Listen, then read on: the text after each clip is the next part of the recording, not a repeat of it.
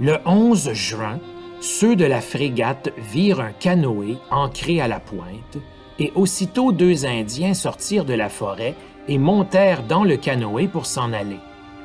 Le capitaine a ordonné à Mateo Diaz, capitaine de la frégate, d'aller leur parler et de les amener à la frégate sans qu'ils soient faits captifs ou blessés. Ils sont montés à bord avec Mateo Diaz et ont montré par des signes où se trouvait leur village. Le capitaine a débarqué et s'est rendu au village indien.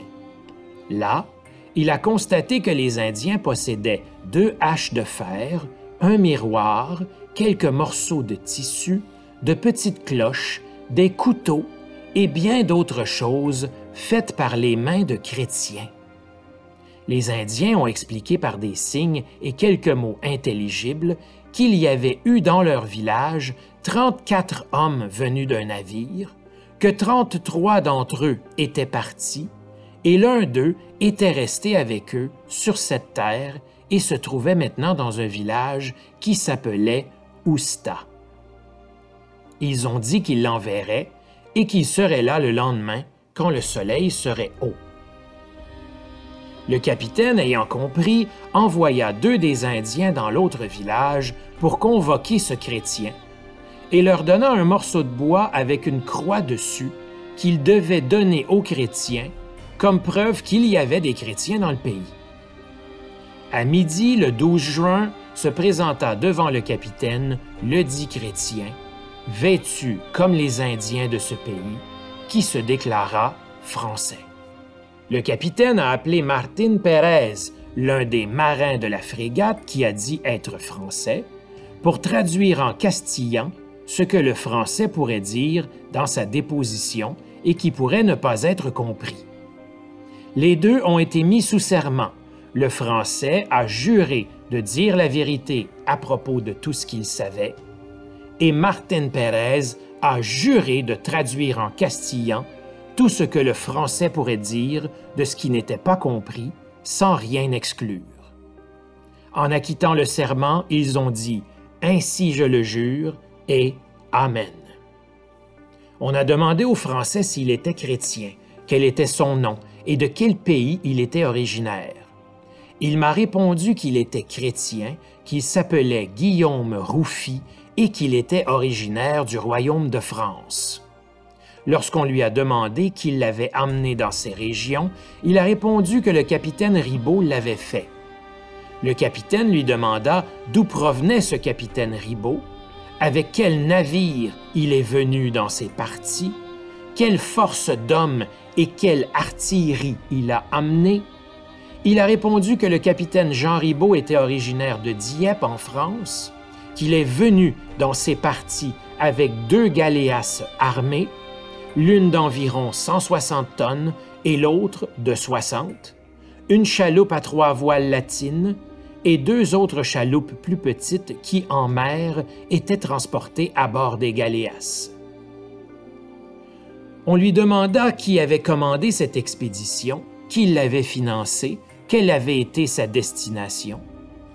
Il a répondu qu'il croyait comprendre que l'expédition avait été préparée et envoyée aux ordres et aux frais de la reine-mère Catherine de Médicis de France, l'amiral Gaspard de Coligny et Monsieur de Vendôme, et que chacun d'eux a donné 1000 ducats pour équiper l'expédition, qu'il s'était rendu directement sur cette côte de la Floride pour s'installer et découvrir si c'était un bon endroit pour faire des sorties dans le canal des Bahamas pour capturer les flottes en provenance des Indes.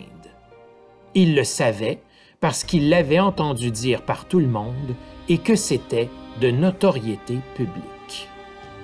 Il a été interrogé à savoir si les Français avaient construit un établissement ou un fort et s'ils avaient installé des marqueurs portant les armes de la France. Il a répondu qu'ils avaient installé un marqueur en pierre portant les armes de la France sur la côte qu'ils avaient d'abord explorée. À 3 ou 4 lieues au sud de celui-ci, ils avaient installé un autre marqueur semblable au premier, que sur une rivière un peu plus près, sur la même baie, ils avaient construit une maison de bois et de terre recouverte de paille avec un fossé qui l'entourait.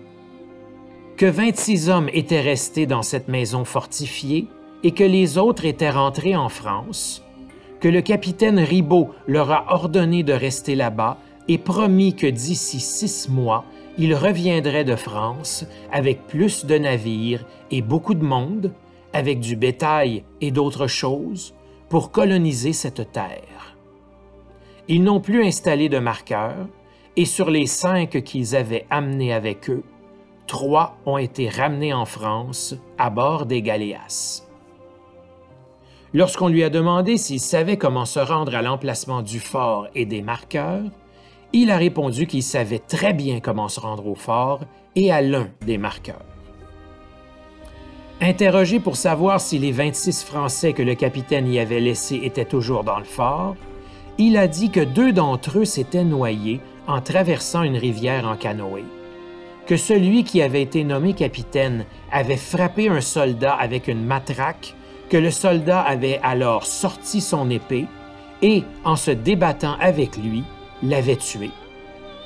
Que lui et les 22 autres qui étaient restés, voyant que le capitaine Jean Ribaut n'était pas venu, ni aucun autre Français, avaient décidé de repartir en France et avaient construit à cet effet un bateau de 20 tonnes près du fort. Que quand ce fut fini, les Indiens du pays leur donnèrent un certain nombre de cordes faites de l'écorce solide des arbres, et ils gréèrent le bateau avec ceux-ci. Les Indiens leur ont également fourni des produits indigènes et les ont nourris jusqu'à ce qu'ils partent dans le bateau pour la province de Goual, qui est juste au sud de cet endroit. Là, ils reçurent des couvertures indigènes qu'ils ont transformées en voiles pour le bateau. Ces Indiens leur ont également donné des vivres.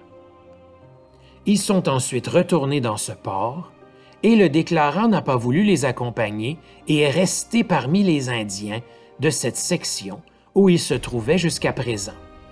Cela fait environ 14 mois qu'ils sont partis et aucune nouvelle d'eux n'a jamais été reçue.